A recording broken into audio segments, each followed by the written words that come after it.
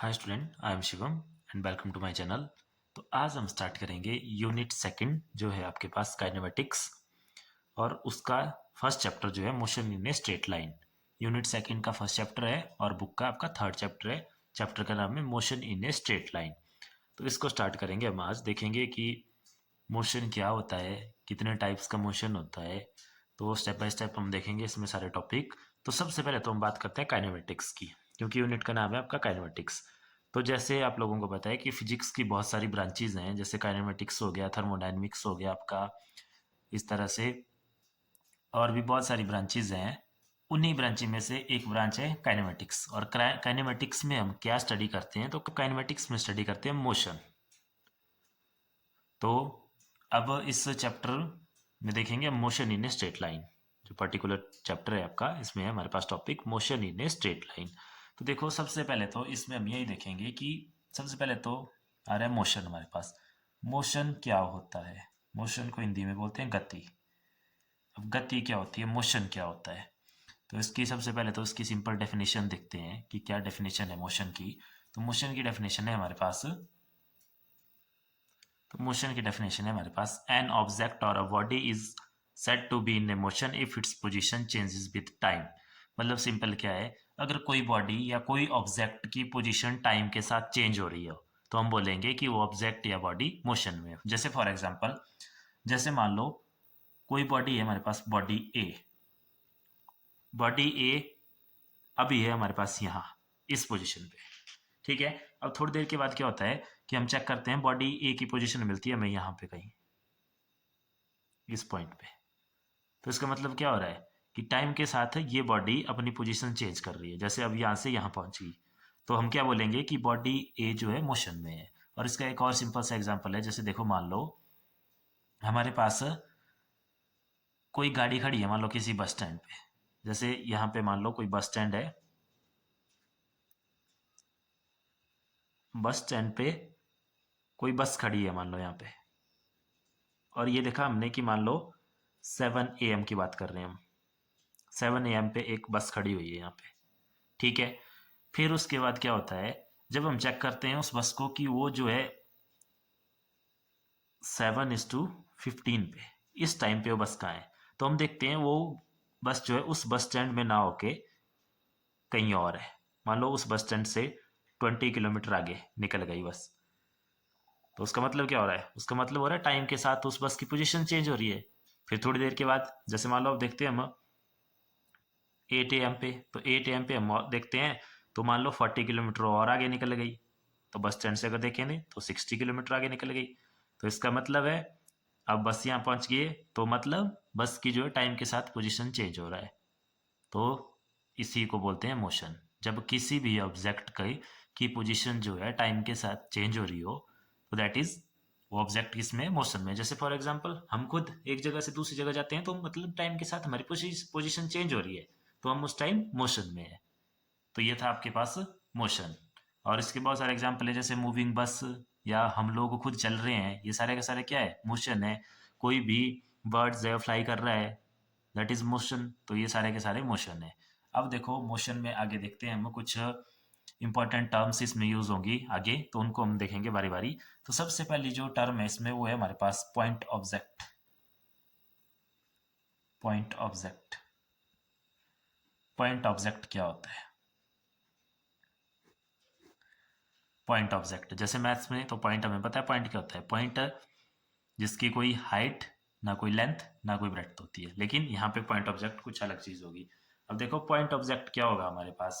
Point object उस object को बोलेंगे हम, मोशन के केस में उस ऑब्जेक्ट को बोलेंगे जिस ऑब्जेक्ट ने जितनी लेंथ ट्रेवल की है, उस लेंथ के कंपैरिजन में उसका साइज बहुत छोटा हो। जैसे फॉर एग्जांपल मान लो, देखो जैसे मान लो पॉइंट ए है, ठीक है। पॉइंट ए से लेके पॉइंट बी कोई दूसरी जगह है, मान लो ये एक जगह है, ये कोई दूसरा प्लेस है, और इनके बीच में जो डिस्टेंस है मान लो वो है 400 किलोमीटर। 400 किलोमीटर है। अब क्या हो रहा है, पॉइंट ए से कोई बस चली, पॉइंट ए से कोई बस चली और पॉइंट बी के लिए, तो उसने कितना डिस्टेंस ट्रेवल किया, तो उसने डिस्टेंस ट्रेवल किया 400 किलोमीटर। अब मान लो इस बस की कितनी लेंथ होगी, मान लो बस की लेंथ है 30 फीट। तो ऐसे तो बस देखने में बहुत बड़ी है, 30 फीट की है, बट यहाँ पे जो इसने डिस्टेंस ट्रेवल किया है वो किया है इसने 400 किलोमीटर का, जो कि 400 किलोमीटर बहुत बड़ी वैल्यू है 3 फीट से। तो इस केस में जो बस की जो लेंथ रहेगी उसको हम निग्लिजिबल कर सकते हैं इस डिस्टेंस के कंपैरिजन में। तो इस तरह के ऑब्जेक्ट को बोलते हैं हम पॉइंट ऑब्जेक्ट। और इसकी डेफिनेशन क्या हो जाएगी, तो देखो इसकी डेफिनेशन, तो पॉइंट ऑब्जेक्ट की डेफिनेशन हो जाएगी हमारे पास simple, an object is said to be a point object if its size are negligible as compare to the distance travel by it. जैसे देखो मैंने एग्जांपल दिया आपको कि अगर मान लो कोई बस 400 किलोमीटर चलती है तो उस बस की जो भी लेंथ होगी, जैसे मान लो उसकी लेंथ 30 फीट है, उस तरह से इसकी हाइट है मान लो 10 फीट और इसकी विड्थ है मान लो 10 फीट, तो जो सारे के सारे इसका साइज होगा या जो इसके डायमेंशंस होंगे वो निग्लिजिबल है इस 400 किलोमीटर के आगे, क्योंकि ये बहुत बड़ी वैल्यू है। तो इस केस में हम इस बस को क्या बोलेंगे, इसको बोलेंगे हम पॉइंट ऑब्जेक्ट। इसके जो डायमेंशन है उनको हम काउंट में नहीं लेंगे। इसके और एग्जाम्पल क्या आ जाएंगे, देखो इसके और एग्जाम्पल में आ जाएगा आपके पास एन एरोप्लेन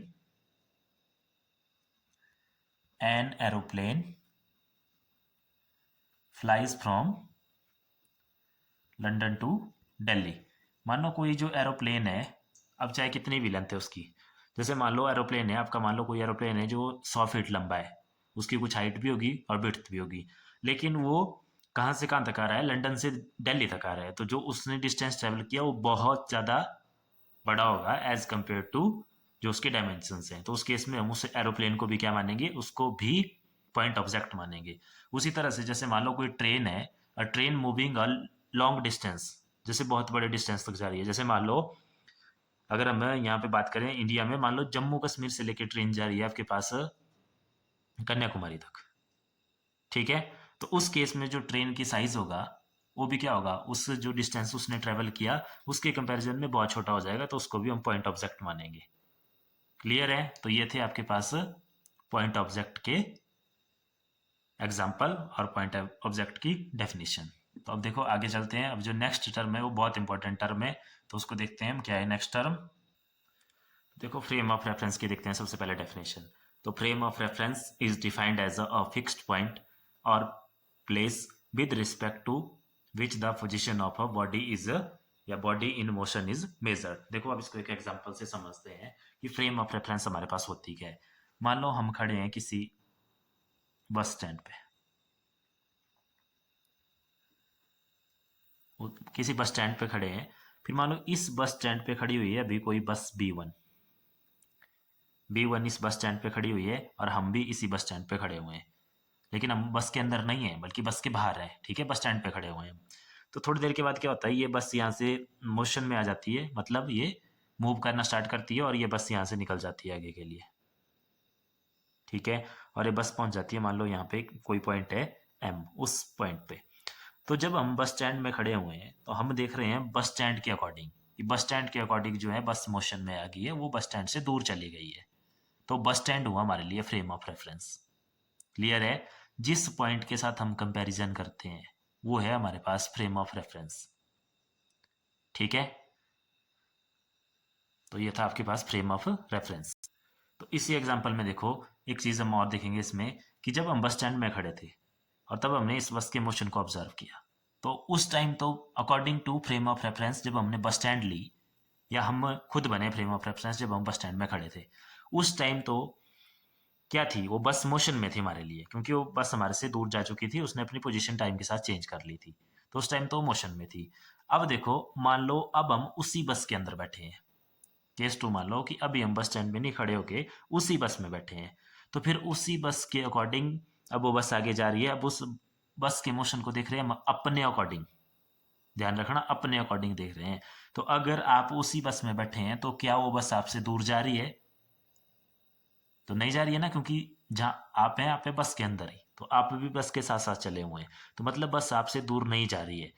तो अगर हम अपनी फ्रेम ऑफ रेफरेंस लें, अपने आप को फ्रेम ऑफ रेफरेंस माने, तो फिर हम क्या बोल सकते हैं कि गाड़ी में कोई भी मोशन नहीं हुआ, क्योंकि गाड़ी ने जो है टाइम के साथ कोई भी पोजीशन नहीं चेंज करी, पोजीशन चेंज करी उसने with respect to bus stand. तो जब बस स्टैंड को फ्रेम ऑफ रेफरेंस माना जाएगा उस टाइम गाड़ी में मोशन होगा, लेकिन अगर हम खुद को ही जब केस 2 में हम बस के अंदर ही बैठे हुए हैं और तब वो गाड़ी चल रही है, तो उस टाइम जो है वो आपके पास रेस्ट पे ही है। रेस्ट पे क्यों है वो? क्योंकि उसने उस फ्रेम ऑफ रेफरेंस के अकॉर्डिंग अपनी पोजीशन चेंज नहीं की है, और जब पोजीशन ही चेंज नहीं हुई तो उसमें कोई मोशन हुआ ही नहीं। तो इसका एक देखो क्वेश्चन भी आता है, वो क्वेश्चन कैसे आता है उसको देखते हैं हम, इंपॉर्टेंट है। तो देखो इसका क्वेश्चन आता है, rest and motion of a body are relative term explain. या तो फिर इसका क्वेश्चन आता है इस तरह से, can it possible that a body is in motion and rest at a same time, कि क्या यह पॉसिबल है कि कोई भी बॉडी एक ही टाइम पे मोशन में भी हो सकती है और रेस्ट पे भी हो सकती है? तो आप बोलेंगे नहीं, ऐसा कैसे हो सकता है, अगर बॉडी मोशन में है तो फिर वो रेस्ट पे कैसे हुई, और अगर रेस्ट पे है तो फिर मोशन पे कैसे हुई? लेकिन इसका आंसर है यस, इट इज पॉसिबल। अब देखो ये कैसे पॉसिबल है, तो उसको भी हम एक एग्जांपल से, इसी बस वाले एग्जांपल से इसको जस्टिफाई करेंगे अपने आंसर को। मान लो यहाँ पे कोई बस है,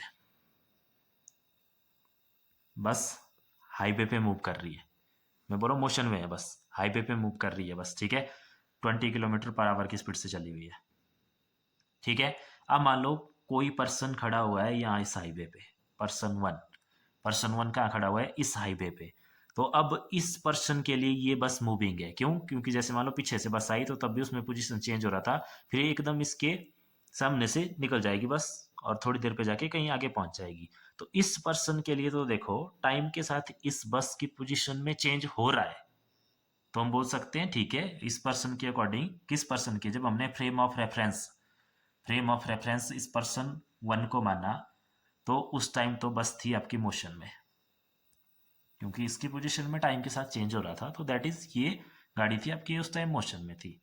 लेकिन अब मान लो कोई पर्सन है हमारे पास, पर्सन टू, वो इसी गाड़ी के अंदर बैठा हुआ है, जो गाड़ी मूविंग है, जो बस मूविंग है उसी बस के अंदर बैठा हुआ है। तो जब हम मान मान लो फ्रेम ऑफ रेफरेंस, अब इसको मानेंगे फ्रेम ऑफ रेफरेंस, मतलब हम अब इसके अकॉर्डिंग गाड़ी की पोजीशन को ऑब्जर्व करेंगे। तो अब वो बंदा भी उसी गाड़ी के अंदर बैठा हुआ है, तो क्या वो गाड़ी उस बंदे से दूर जा पाएगी?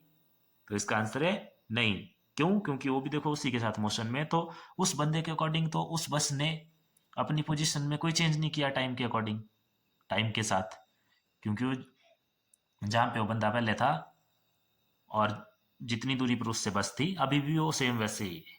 तो इस पर्सन टू के अकॉर्डिंग, या जब हम इसको फ्रेम ऑफ रेफरेंस लेंगे, तो वही मूविंग गाड़ी आपकी किस में है, रेस्ट में है। तो इसका मतलब है ये जो मोशन और रेस्ट हैं ये दोनों रिलेटिव टर्म्स हैं, और ये पॉसिबल है कि एक ही टाइम पे कोई बॉडी मोशन में भी हो सकती है और रेस्ट पे भी हो सकती है। क्लियर है? तो इसको आप देखो एक्सप्लेन कैसे कर सकते हैं, yes it is possible. Late consider an example, इस एग्जाम्पल को आप ले सकते हैं और उसमें बता सकते हैं कि अ बस is moving on a highway, therefore one person is standing at highway, so for that person the bus is moving, but while second person is sitting on the same bus, so for second person there is no change in the position of bus with time, so therefore bus is in at rest। तो clear है? तो ये motion और rest जो है आपके frame of reference पे depend करते हैं, जो हमने फ्रेम ऑफ रेफरेंस ली होगी उसके अकॉर्डिंग इनकी मोशन भी आएगी और रेस्ट भी आएगा। तो ये था आपके पास फ्रेम ऑफ रेफरेंस का टॉपिक। तो अब नेक्स्ट देखते हैं, इसमें नेक्स्ट क्या है हमारे पास। अब देखो नेक्स्ट टॉपिक है हमारे पास मोशन इन 1, 2 और 3 डायमेंशंस। तो सबसे पहले इसमें मोशन इन 1 डायमेंशन देखेंगे हम। तो 1 डायमेंशनल मोशन किसको बोलते हैं? तो इसकी डेफिनेशन है, a particle moving along a straight line और a path is said to be have 1 dimensional motion, और इसका दूसरा नाम होता है रेक्टिलिनियर मोशन। 1 डायमेंशन मोशन, मान लो जैसे कोई ऑब्जेक्ट आपका किसी स्ट्रेट लाइन में मूविंग है, ठीक है। अब जैसे मान लो कोई रोड भी हो सकता है बिल्कुल स्ट्रेट, अगर कोई बिल्कुल स्ट्रेट रोड है और उस पर कोई गाड़ी चली हुई है तो उसको भी हम 1 डायमेंशनल या 1D मोशन बोलेंगे। और अगर मान लो कोई स्ट्रेट पाथ है, उस पाथ पे कोई व्यक्ति या कोई पर्सन चला हुआ है, तो उस मोशन को भी हम 1 डायमेंशनल मोशन बोलेंगे, ठीक है। अब जैसे मान लो ये स्ट्रेट लाइन है, अब इसमें ऑब्जेक्ट जो है मान लो t=t1 पे, यानी कि किसी टाइम पे यहाँ है, फिर थोड़ी देर के बाद जब टाइम बढ़ गया t=t2, तो उस टाइम वो यहाँ पहुँच गया, और थोड़ी देर के बाद t=t3 पे ऑब्जेक्ट आपका यहाँ पे पहुँच गया। मतलब टाइम के साथ वो पोजीशन चेंज कर रहा है बट स्ट्रेट लाइन में, तो उस तरह के मोशन को बोला जाएगा 1 डायमेंशनल मोशन। ठीक है, जैसे एग्जांपल आ गया इसके, मोशन ऑफ ए बस अलोंग अ स्ट्रेट रोड, और दूसरा क्या आ गया, motion of a train along a straight track, कि अगर ट्रेन का मोशन भी हो सकता है वन डायमेंशनल अगर जो आपका ट्रैक है वो बिल्कुल स्ट्रेट है, बिल्कुल स्ट्रेट लाइन की तरह है, तो उसको बोलेंगे हम वन डायमेंशनल मोशन। तो इसके एग्जांपल क्या क्या है, तो इसके एग्जांपल आ गया हमारे पास motion of a bus on a straight road और motion of a train on a straight track. तो ये था वन डायमेंशनल मोशन। अब देखते हैं टू डायमेंशनल मोशन या मोशन इन टू डायमेंशनल। तो टू डायमेंशन मोशन है हमारे पास simple, a body moving in a plane is said to have two dimensional motion, कि अगर कोई बॉडी प्लेन में मूव कर रही है तो उसको बोलेंगे हम टू डायमेंशनल मोशन। अब देखो प्लेन क्या होता है, तो प्लेन होता है सिंपल, देखो प्लेन में दो एक्सिस होती है, एक X axis and Y axis. ठीक है, जैसे आपने छोटी क्लास में पढ़ा होगा एक्स वाई एक्सिस से प्लेन बनता है। अब इसको देखो एक एग्जांपल से समझते हैं। अब मान लो इस तरह की कोई दीवार है हमारे पास, एक वॉल है, ये हमारे पास एक बॉल है, ठीक है। अब इस पे क्या है, किसी चीज का मोशन है, मान लो स्पाइडर, स्पाइडर का इसमें मोशन हो रहा है। अभी ये स्पाइडर हमारे पास ए पोजीशन में, अब थोड़ी देर के बाद क्या हुआ इसमें कि इस स्पाइडर ने मोशन स्टार्ट किया या अपनी पोजीशन में चेंज लाया टाइम के साथ। तो मान लो जैसे इस तरह से चल रहा है, फिर थोड़ी देर के बाद आपका स्पाइडर पहुंच गया यहाँ जाके पोजीशन बी पे जाके। तो जो देखो इस केस में जो मोशन हुआ वो स्ट्रेट लाइन में ना होकर एक प्लेन में हुआ। एक प्लेन में कैसे हुआ, क्योंकि देखो अगर हम इसकी मोशन को स्टडी करेंगे, जैसे मान लो इस पॉइंट को अगर फ्रेम ऑफ रेफरेंस माना, इस पॉइंट को हमने फ्रेम ऑफ रेफरेंस माना, तो इस पॉइंट से हम देखेंगे कि इस डिस्टेंस के लिए कि ये इसमें देखो कुछ वैल्यू एक्स एक्सिस की तरफ भी आई, ये एक्स एक्सिस होगी आपके पास और ये वाई एक्सिस होगी, ये वाई एक्सिस और ये एक्स एक्सिस। ठीक है, तो जैसे ग्राफ भी बनाते थे, तो जैसे मान लो एक्स एक्सिस के लॉन्ग इसकी वैल्यू आई 5 और वाई एक्सिस के लॉन्ग इसकी वैल्यू आई 7। तो मान लो इस स्पाइडर की पोजीशन है अभी 5,7, ऐसे लिखते हैं ना इसके कोऑर्डिनेट प्लेन के लिए। तो जो इस तरह का मोशन होगा उसको बोलेंगे हम टू डायमेंशनल मोशन। क्लियर है। तो इसके और क्या क्या एग्जाम्पल हैं, कोई भी जिग जैग पाथ है, जैसे हमारे रोड हैं जो भी हैं, वो जिग जैग मोशन होता है, उनमें इसी तरह का मोशन होता है, स्ट्रेट लाइन में ना होके जिग जैग होता है मोशन। तो उसमें भी दो तरह के डिस्टेंसेस आते हैं, एक देखो एक्स एक्सिस के लॉन्ग और एक वाई एक्सिस के लॉन्ग। तो ये सारे के सारे आपके पास क्या हैं, टू डायमेंशनल मोशन है। क्लियर है। तो ये थे टू डायमेंशनल मोशन। तो इसका एग्जाम्पल आ गया motion of an insect on a floor. अब देखते हैं हम थर्ड टाइप का जो है हमारे पास मोशन इन थ्री डायमेंशंस। देखो motion in three dimensions, a particle moving in a space is said to have three dimension motions. कोई पार्टिकल अगर स्पेस में मूव कर रहा है, स्पेस में मतलब जैसे जिसमें तीनों एक्सिस होंगी, फॉर एग्जांपल स्काई। तो जैसे मान लो स्काई में कोई भी बर्ड्स फ्लाई कर रहा है या कोई भी एरोप्लेन है स्काई में, तो उस तरह के मोशन को बोलेंगे हम थ्री डायमेंशन मोशन। और इसमें आपकी तीन एक्सिस होती है, एक्स एक्सिस भी होगी, वाई एक्सिस भी होगी और एक कौन सी एक्सिस होगी, जेड एक्सिस। मतलब अगर सिंपल वर्ड्स में बोले हम, तो जैसे मान लो ये स्पेस है, अब जैसे ऐसे एज्यूम करो कि स्पेस में कोई इंसेक्ट है जो फ्लाई कर रहा है, ठीक है। या सिंपल मान लो इंसेक्ट मान सकते हैं आप, एरोप्लेन मान सकते हैं, या काइट, जैसे काइट है, जैसे एरोप्लेन मान लो, तो मान लो यहाँ पे एरोप्लेन है, एरोप्लेन। और उसके लिए मान लो अगर हमने फ्रेम ऑफ रेफरेंस लिया है यहाँ कोई नीचे जमीन पे कोई पॉइंट, फ्रेम ऑफ रेफरेंस, इस फ्रेम ऑफ रेफरेंस के अकॉर्डिंग हम इस एरोप्लेन का मोशन देख रहे हैं। तो देखो इसमें कितने तरह के डायमेंशन आ रहे हैं, एक इसमें हाइट आ रही है ऊपर वाली साइड, एक इसमें हाइट आ रही है और एक इसकी इसमें आगे के लिए लेंथ आ रही है। और एक और क्या हुआ, देखो जब वो आसमान में होगा तो हाइट ऊपर के लिए भी जा सकता है वो, और एक तो ऊपर जाएगा, एक कहाँ जाएगा, एक आगे जाएगा, एक देखो इधर भी आ सकता है और परे वाली साइड भी जा सकता है। तो ये थ्री डायमेंशंस आए उसमें, एक्स वाई जेड से जिसको हम रिप्लेस करते हैं। जैसे मान लो स्पेस में कोई ऑब्जेक्ट है यहाँ पे, तो उसके कोऑर्डिनेट क्या आएंगे, या तो उसके कोऑर्डिनेट आते हैं X comma Y comma Z, जिसमें इस तरह का मोशन होता है, स्पेस में जो मोशन होता है उसको बोलते हैं हम थ्री डायमेंशंस मोशन। और इसके एग्जांपल क्या आ गए, तो इसका एग्जांपल आ गया motion of a kite in sky, motion of a kite in sky, या सिंपल मोशन ऑफ बर्ड या एरोप्लेन इन स्काई। तो हो गया इसका सेकंड एग्जांपल।